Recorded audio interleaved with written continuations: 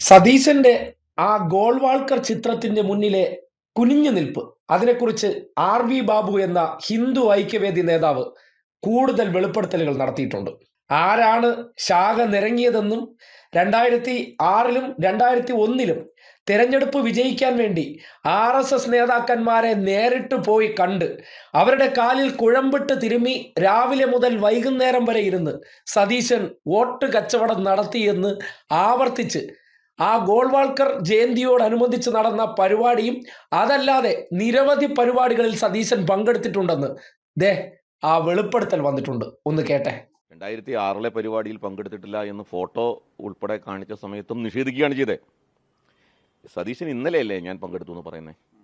സതീശൻ ഇതുവരെ പറഞ്ഞുകൊണ്ടിരുന്നതും സതീശന് വേണ്ടി സംസാരിച്ച ചാനൽ ചർച്ചകളിലൊക്കെ പങ്കെടുത്ത നേതാക്കന്മാർ പറഞ്ഞുകൊണ്ടിരുന്നതും അങ്ങനെ ഒരു പരിപാടിയിലേ പങ്കെടുത്തിട്ടില്ല എന്നായിരുന്നു. ഇത് മാത്രമല്ല, സതീശനെതിരെയുള്ള ലൈംഗിക പീഡന ആരോപണം അതും പോരാഞ്ഞിട്ട് സതീശൻ നിലവിൽ ഏതൊക്കെ കേസിൽ പ്രതിയായിട്ടുണ്ട്, അത് ചെറിയ കേസല്ല. തട്ടിപ്പ്, വെട്ടിപ്പ്, തല്ല് തുടങ്ങി സകല തല്ലിപ്പൊളി കേസിലും സതീശൻ ഉണ്ടെന്നും ആർ.വി. ബാബു പറയുന്നു. പക്ഷെ സതീശനെതിരെ സതീശന്റെ പാർട്ടിയിൽ നിന്ന് തന്നെ നിരവധി ആരോപണങ്ങളുണ്ട്. സതീശന്റെ സതീശനുമായി ബന്ധപ്പെട്ട ഒരു ലൈംഗിക ആരോപണമുണ്ട്. ഞാൻ ഉന്നയിച്ചതല്ല, പാർട്ടി പ്രവർത്തകന്റെ ഭാര്യ ഉന്നയിച്ചതാണ്. അത് പബ്ലിക് ഡൊമൈനിൽ ഇപ്പോഴും കിടപ്പുണ്ട്, അത് വീഡിയോ ആയിട്ട് കിടപ്പുണ്ട്. ഞാൻ അതിനെക്കുറിച്ച് കൂടുതൽ പറയാൻ താല്പര്യപ്പെടുന്നില്ല. കേസൊന്നുമില്ല, കേസ് അവർ കൊടുത്തിട്ടില്ല. കാരണം അത് കേസ് കൊടുക്കാൻ പറ്റുന്ന ഒരു കേസല്ല. സതീശനെ 96-ൽ പറവൂർ വരുന്ന സമയത്ത് പാർട്ടി പ്രവർത്തനത്തിലേക്ക് പിടിച്ച് ആനയിച്ചു കൊണ്ടുവന്ന ഒരു കോൺഗ്രസ് പ്രവർത്തകനുണ്ട്. നിങ്ങൾ ഇവിടുത്തെ കോൺഗ്രസ് പ്രവർത്തകരോട് അന്വേഷിക്കൂ, താരകേശ്വരൻ എന്ന് പറഞ്ഞ ഒരു കോൺഗ്രസ് പ്രവർത്തകൻ ഉണ്ടായിരുന്നു എന്നുള്ളത് ഞാൻ അത്രയും അവിടെ പറഞ്ഞു നിർത്തുന്നുള്ളൂ. കാരണം അത് അവരൊരു കുടുംബമുണ്ട്, ഞാൻ അതിലേക്ക് കടന്നിട്ട് അവരെ വലിച്ചഴിക്കാൻ താല്പര്യപ്പെടുന്നു. അതെ, പരാതിയുണ്ട്. അവര് പബ്ലിക് ഡൊമൈനിൽ കിടപ്പുണ്ടെന്ന് വീഡിയോ ചെയ്തിട്ടുണ്ട് ആ സ്ത്രീ. ഇതൊന്ന്, അത്തരം കേസിൽ ഞാൻ പ്രതിയല്ല. ഇനി സതീശൻ പുനർജനി കേസിന്റെ തട്ടിപ്പ് ഉണ്ടല്ലോ, തട്ടിപ്പ് കേസിലെ യഥാർത്ഥത്തിൽ പുനർജനിയുമായി ബന്ധപ്പെട്ട തട്ടിപ്പ് സതീശനെതിരെ ഉന്നയിച്ചപ്പോൾ വിജിലൻസ് SP കൊടുത്ത റിപ്പോർട്ട് എന്തായിരുന്നു? ഈ പുനർജനിയുടെ ഫണ്ട് ശേഖരണം വിദേശത്ത് നടന്നതുമായി ബന്ധപ്പെട്ടതായതുകൊണ്ട് ഇവിടുത്തെ കേസ് ഇവിടെ അത് അന്വേഷിക്കുന്നതിൽ പരിമിതിയുണ്ട്, അതുകൊണ്ട് കേന്ദ്ര ഏജൻസി അന്വേഷിക്കണം എന്നാണ് വിജിലൻസ് SP പറഞ്ഞതായിട്ട് ഞാൻ മനസ്സിലാക്കിയിട്ടുള്ളത്. അപ്പോൾ സതീശനും തട്ടിപ്പ് കേസിൽ ആരോപണ വിധേയനല്ലേ? ഞാനല്ല തട്ടിപ്പ് കേസിൽ ആരോപണ വിധേയൻ, സതീശനാണ്. ഇനി മറ്റൊന്ന്, കോൺഗ്രസിന്റെ ഒരു സമുന്നതനായ ഒരു പ്രവർത്തകൻ ഉണ്ടായിരുന്നല്ലോ, അയാളെ സതീശനെതിരെ നിന്നു എന്നുള്ള കാരണം പറഞ്ഞ് നിരന്തരമായി സതീശനും അയാളും തമ്മിലുണ്ടായൊരു പ്രശ്നം നിങ്ങൾക്കറിയാം. അയാൾ മൂത്തുള്ള ഒരു കോൺഗ്രസ് പ്രവർത്തകനാണ്, ജില്ലാതലത്തിൽ പ്രവർത്തിച്ച ഒരു കോൺഗ്രസ് പ്രവർത്തകനാണ്.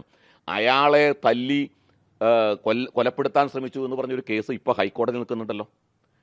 അതിനെക്കുറിച്ച് നിങ്ങൾക്കറിയാമോ? അതിൻ്റെ FIR കോപ്പി ഞാൻ തരാം. വധശ്രമ കേസ്. അതിൽ സർക്കാർ, അതായത് ഇയാൾ പരാതി കൊടുത്ത സമയത്ത് പ്രതികളെ കൊണ്ടുവന്നത് ഇയാളെ തല്ലിയ പ്രതികളല്ല, പ്രതികളെ മാറ്റി കൊണ്ടുവന്നപ്പോൾ ഇയാൾ പറഞ്ഞു ഇവരല്ല എന്നെ തല്ലിയത് 30 വയസ്സിൽ താഴെയുള്ള ചെറുപ്പക്കാരായിട്ടുള്ള ആൾക്കാരാണ് എന്ന് പറഞ്ഞു. ആ കേസ് പുനരന്വേഷണം നടത്തണം എന്ന് പറഞ്ഞിട്ട് കേസ് ഹൈക്കോടതിയിലുണ്ട്. ഹൈക്കോടതിയിൽ അത് CBI അന്വേഷണത്തിന് ആവശ്യപ്പെട്ടുകൊണ്ടുള്ള ഹർജിയായിട്ട് നിൽക്കുന്നുണ്ട്. ഇത്തരം കേസുകളൊന്നും ആർ.വി. ബാബു പ്രതിയല്ല. മനസ്സിലായില്ലേ? അപ്പോൾ ഈ തട്ടിപ്പ് കേസിൽ മുഴുവനായിട്ടുള്ളത് സതീശനാണ്. സതീശൻ അതുകൊണ്ട് തന്നെ ഈ പറവൂരിലെ പരാജയപ്പെടേണ്ടത് അനിവാര്യമാണ്. സർവകലാ വല്ലഭനാണ്. പീഡനം, തട്ടിപ്പ്, വെട്ടിപ്പ്, കൊട്ടേഷൻ വർക്ക്, തല്ലുകൂടൽ തുടങ്ങി സകലമാന പരിപാടികളും സതീശന്റെ കൈവശമുണ്ടെന്ന് ആർ.വി. ബാബു പറയുന്നു. നേരത്തെ സതീശനുമായിട്ട് വളരെ മാനസിക അടുപ്പത്തിലായിരുന്നു. ആദ്യ തവണ മത്സരിച്ച് തോറ്റതിന് ശേഷം എനിക്ക് എങ്ങനെയും ജയിച്ചേ പറ്റൂ എൻ്റെ എന്നുള്ള നിലയ്ക്ക് രാവിലെ മുതൽ വൈകുന്നേരം വരെ ശാഖകൾക്കകത്ത് കുഴമ്പുമായി ചെല്ലുന്നു. RSS നേതാക്കന്മാരുടെ കാല് തിരുമ്മി പലകുറി പല നേതാക്കന്മാരുമായിട്ട് വ്യക്തിപരമായി ചർച്ച നടത്തി വോട്ട് സമാഹരിച്ചു എന്ന് പറയുന്നത് ഹിന്ദു ഐക്യവേദി നേതാവാണ്. നേരത്തെ തിരുവനന്തപുരത്ത് പാർട്ടി വിട്ടുപോയ NS ലുസൂർ എന്ന കോൺഗ്രസ് നേതാവും പറഞ്ഞത് ഇക്കാര്യം തന്നെയാണ്. BJPയുമായിട്ട് കോൺഗ്രസ്സുകാർ വലിയ ഡീലുണ്ടാക്കിയെന്ന്. അതിൻ്റെ ഏറ്റവും വലിയ സത്യാവസ്ഥയാണ് പുറത്തേക്ക് വന്നിരിക്കുന്നത്. കഴിഞ്ഞ ദിവസം മുഖ്യമന്ത്രി ഗോൾവാൾക്കർ ചിത്രം പങ്കുവച്ചതോടുകൂടി സതീശന്റെ കാവിക്കളസത്തെക്കുറിച്ചുള്ള ചർച്ചകൾ സജീവമായി.